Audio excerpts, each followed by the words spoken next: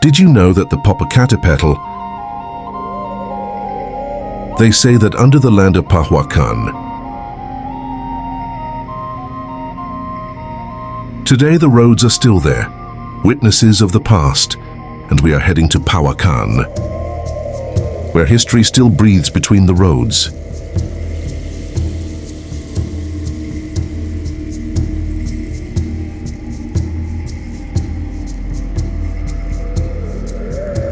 In the foothills of the Popocatépetl and Iztaccíhuatl volcanoes, where clouds brush the fields, and the towns have centuries of history, there is a small place called Pahuacan.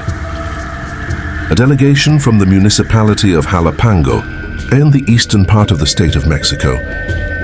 Its name comes from the Nahuatl word Pahuatl, avocado and canine. Place Pahuacan means place of hard-shelled avocados.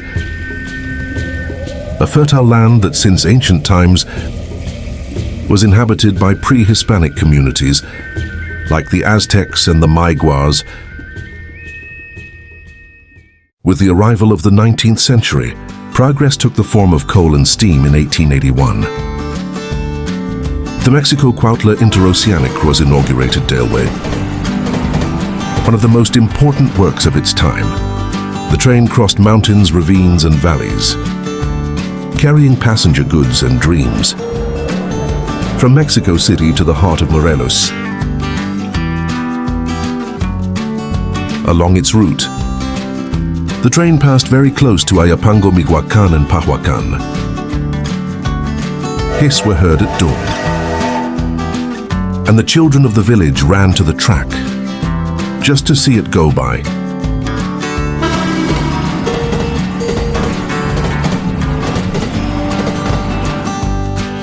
The tracks are still rusty.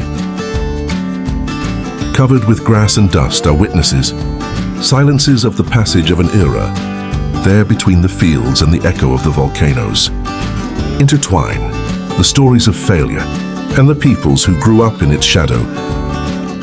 In the 1940s, when the train was still whistling by, through the towns of Jalapango and Pahuacan, every morning before dawn, a man named Don Eusebio.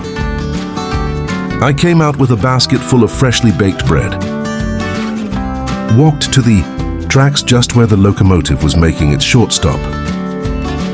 The machinists already knew him. When they heard his short, barely slowed down what was necessary to run up to the freight car. There between the smoke and the smell, a firewood Don Eusebio sold bread to passengers. Shells, rolls, and pulque bread. Sometimes we also have coffee in thermos. Here goes the baker from Pahuacan, shouted the children when he was seen returning with an empty basket. And some coins jingling in the mirror. When the boy stopped passing by, Don Eusebio was already old. But every afternoon, he would go out to sit in front of the tracks in his hat and say, "The train left, but I still hear his..." And neighbors claim that on quiet nights, the echo of the train still sounds among the volcanoes, as if Don Eusebio continued to sell his bread at dawn. But the train is not the only one that left its mark. Decades later, during the construction of the Libramento de Amecameca, very close to the entrance to the road leading to Pahuacan, the machine stopped at a bend in the road. Workers' archaeological remains were found underground. The city council forced a temporary suspension of the work, while the National Institute of Anthropology and History evaluated the remains. Archaeologists did not reveal much. Some, however, maintain another version. They say that what they found are buried ruins as a result of a powerful of Popocatépetl that covered and buried ancient structures. In that place, the old train tracks meet the memory of the mountain. The past of steel and the past of fire almost touch each other.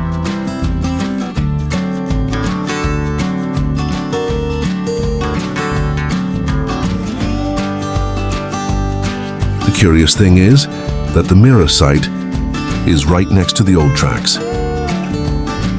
As if the stone past and the steel past will be at the same point. Some say that the castle was built on ancient indigenous roads, that the peoples of the valley communicated with the steppes to Morelos, that under the rails there are still vestiges of civilizations who inhabited this land centuries before. The Mexico-Cuautla train transported cane, discover attractions and travelers for over a century, was a symbol of progress, but also of human stories, of the farmer carrying his burden, of the merchant who dreamed of the south, of the child who watched the wagons pass by from the hill.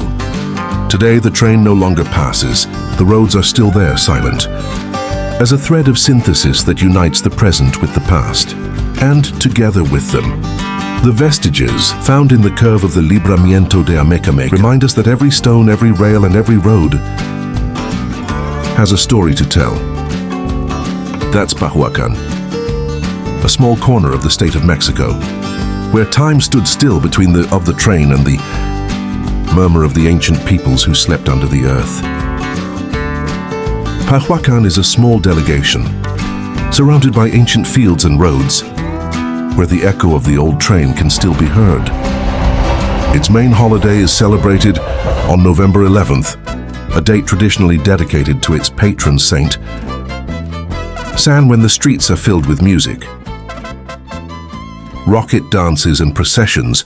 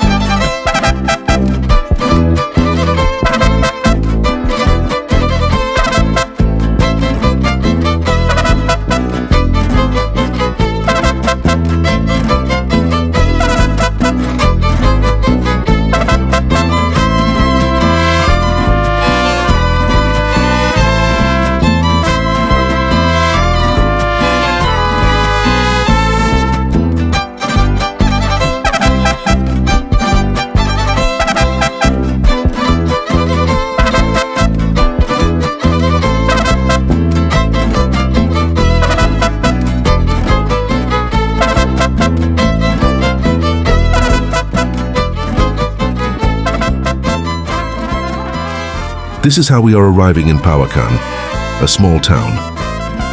Hidden among the hills of eastern Mexico City, here the air smells of wet earth, with firewood and freshly made bread. The streets are quiet, curved those where everyone greets each other by name, and the sound of the bell still sets the rhythm of the day.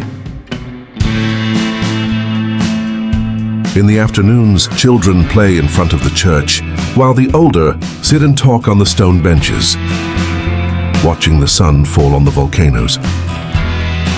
Pahuacan is not a place of passage.